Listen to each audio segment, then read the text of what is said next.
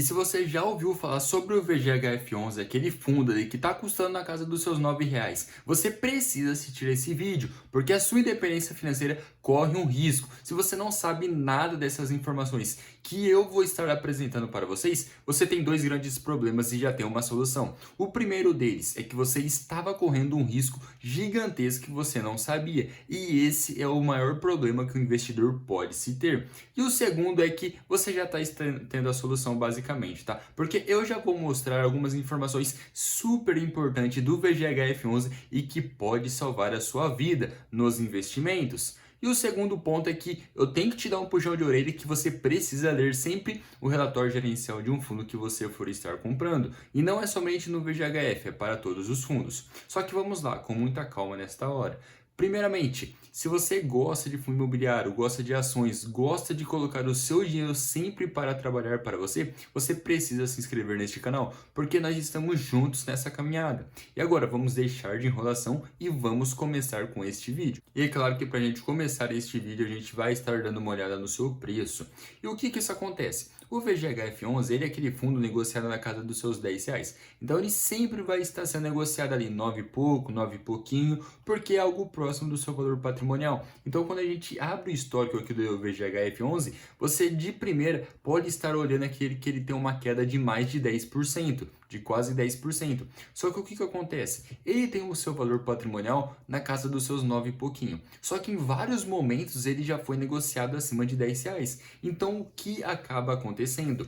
A tendência de um fundo imobiliário de papel, como é no caso do VGHF11, é não valorizar o seu valor patrimonial. Então, na teoria, ele teria que sempre ficar ali no seu valor patrimonial. E não acontece isso no VGHF11. Quando ele está pagando bons dividendos, o seu preço sobe. E quando ele está pagando menos dividendo, o seu preço desce. Então, você tem que tomar muito cuidado com isso, para não comprar um fundo de papel caro e esperando que ele se valorize. Então ele não vai valorizar o seu valor patrimonial. Então você pode olhar daqui 10 anos que o seu valor patrimonial ainda vai estar algo próximo de R$ 9. Só que o que você, por contraparte, vai estar esperando a mais do VGHF11? Um dividendo maior do que em relação aos seus outros. Então, se você pegar um HGLG, vai estar pagando ali 7, 8% ao ano. Já quando você pega o VGHF, é 10, 15, 16, 17% ao ano. Então ele não valoriza o seu valor patrimonial, porém paga lá em cima. Então esse é uma característica dos fundos de papéis que você precisa ter muito em mente quando está investindo nele. E aqui nós já temos algumas informações básicas do VGHF. Primeiro ponto que você também precisa ter em mente: toda vez que a gente fala de um fundo imobiliário na base 10, que custaria algo de próximo 9, 10, 11 reais, a sua liquidez diária vai ser gigantesca. Então, para você comprar cotas ou se desfazer, não vai ter problema algum. O seu último rendimento foi de algo de 10 centavos e o dividendo yield de 1,09. Isso é um outro ponto que a gente vai estar olhando com mais detalhes, que você precisa tomar cuidado. Se você está buscando a sua independência, colocando o VGHF11 na sua carteira de investimento, tome cuidado, que na hora que eu chegar para falar sobre os seus dividendos, eu vou te explicar um pouquinho mais o que é realmente importante. Que não aquilo lá que a grande maioria olha para os gráficos lá e acha que vai estar tirando uma boa conclusão. O seu valor patrimonial ali é um valor patrimonial razoável ali, algo próximo de 700 milhões. E o seu valor patrimonial é de 9,16. Então, hoje, ele está sendo negociado ali com um leve desconto de 2%. Então, lembra que eu mostrei para vocês no gráfico lá, ele sendo negociado a 10, 11 reais? Então, o que isso significa? Que ele estava sendo negociado muito acima do seu valor patrimonial. Ele estava caro, ele estava com um ágio. Então, é isso que você tem que tomar sempre cuidado. Sempre buscar comprando um fundo imobiliário próximo do seu valor patrimonial ou então um pouquinho abaixo. Porque se você comprar um valor patrimonial muito acima, a tendência é de quando o mercado ali, o ciclo do mercado econômico virar, você começar a perder dinheiro. Então você precisa se atentar bastante a isso. E é claro que o PVP não é um indicador isolado, mas mesmo assim ele auxilia demais ali num filtro quando a gente for estar escolhendo os fundos imobiliários. Então toda vez que você vê algum FOF ali com 40% acima do seu valor patrimonial, fuja. Já vi, eu pessoalmente, muita gente comprando FOF com 30, 40, 50% acima do seu valor patrimonial. Então tome bastante cuidado com isso, porque são esses erros bobos que vão matar a sua rentabilidade anual ou até mesmo colocar em perigo a sua independência financeira. O outro ponto é que a gente sempre olha ali para os dividendos quando a gente vai estar fazendo algum filtro ali mais grosseiro, quando a gente vai estar olhando um fundo imobiliário. E qual que é o grande problema? Quando você olha somente para o dividendo aqui, filtra os últimos 12 meses de dividendo, você pode cair numa armadilha muito grande e que isso vai acabar colocando a sua independência financeira ali, a sua liberdade econômica em risco, por conta que você está olhando somente para os dividendos. Então, o dividendo em si é importante? Sim. O PVP lá, o indicador, é importante? Sim. Só que você precisa entender o que tem dentro do fundo imobiliário. Se você está colocando o seu dinheiro lá, achando que ele vai continuar pagando sempre altos dividendos, você está muito enganado. Tanto que se você olhar aqui, olha, ele já chegou a pagar 18 centavos por cota. E provavelmente foi o mês que ele ficou quase custando R$ 11. Então muita gente compra o fundo imobiliário caro e quando ele começa a cair, se assusta. Então a melhor maneira de você não perder dinheiro é você não cometendo esses erros bobos que muito investidor comete. E quando você olha aqui um pouquinho com mais atenção, desde dezembro do ano de 2021, o ano de 2022 inteiro veio caindo o dividendo dele, tá? Tem algumas explicações para isso. O primeiro dele foi o aumento da Selic. Com o aumento da Selic, o pessoal deixa ali de querer investir em fundo imobiliário e vai cada vez mais para a renda fixa. Porque o grande pensamento ali da massa ali fala, bom, por que eu vou estar arriscando ganhar 13, 14% em renda variável se eu posso estar ganhando 12, 13% em renda fixa com menor risco? Isso faz sentido na teoria, porém, os fundos imobiliários, historicamente, têm um retorno maior do que a renda fixa. O outro ponto também é que nós tivemos uma deflação. Então, quando a gente olhar para os indicadores do VGHF11, vai ver que toda vez que tem uma deflação, fundos de papéis, como é no caso dele, acaba sofrendo demais. E um outro ponto é de que o VGHF11 tem um risco maior do que os seus outros pares ali de fundos imobiliários. Então, quando tem um fundo imobiliário que investe em CRI, e tem muitas cotas subordinadas, então o risco dele é maior. E é por isso também que ele costuma ganhar mais dinheiro quando as suas operações se dão bem.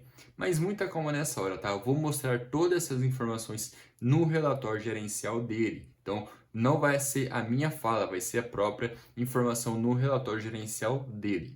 Um outro ponto é que vocês precisam entender quais as taxas que você paga para o fundo imobiliário. No caso do VGHF11, você paga uma taxa de administração de 0,9% ao ano e também tem uma taxa de performance de 20% do que seria IPCA mais a média do yield anualizado no MIBA B5, que seria ali basicamente a NTNB. Então, tomem bastante cuidados ali com essas taxas, que esse 20% ali não é uma taxa relativamente tão baixa assim que se tem no mercado. Então existem vários outros fundos que têm um retorno parecido com o VGHF, com um risco menor e com taxas menores. Então o VGHF11 está tendo um bom retorno? Sim, porém a longo prazo a gente já não consegue ter certeza, porque com o IPCA voltando a subir, vários fundos ali podem começar a apresentar calote. E se é um fundo que tem muita cota subordinada, vai acabar sofrendo demais com isso.